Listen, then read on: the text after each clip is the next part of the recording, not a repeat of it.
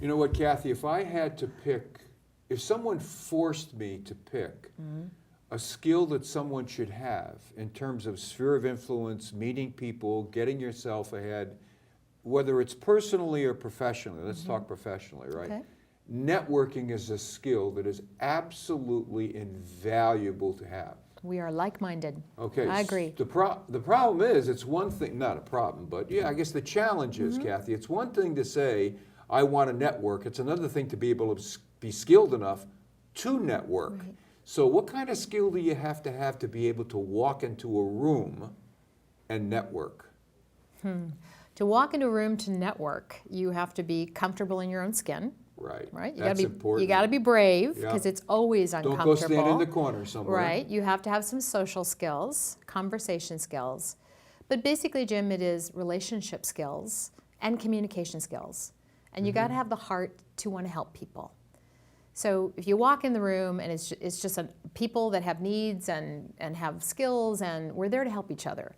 Right. So starting in conversation, finding something that you have in common, figuring out what they need, and really reaching inside you. Do I have an idea? Do I have feedback? Do I have a book on my bookshelf I could give you? Do I have a connection? So it's a quid pro quo kind of a thing as well. It is. There's a natural reciprocity to Okay. networking. But, Okay. but I do believe, Jim, that it's got to come from a relationship-based approach versus, look, I just gave you something, now what are you going to give me? Transactional. Or I'm going to sell you something. To me, the long-term value of networking is in the relationship. But, yeah, I agree with that 100%. But I mean, if you take a look at our extensive crew here today, Kathy, and there's a lot of them. I mean, look, they're all young and good-looking kids, They and they're are. in college, et cetera. And guess what?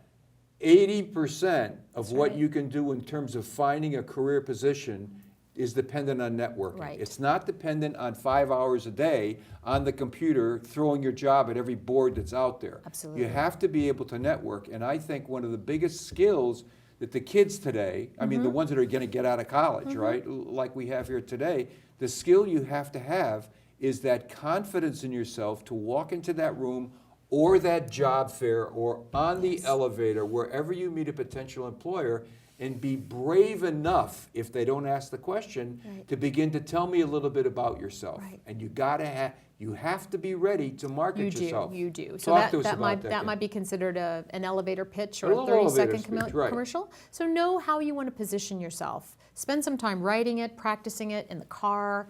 Know how you want to position yourself so that in that moment of tell me about yourself, you don't freeze up, you don't just start.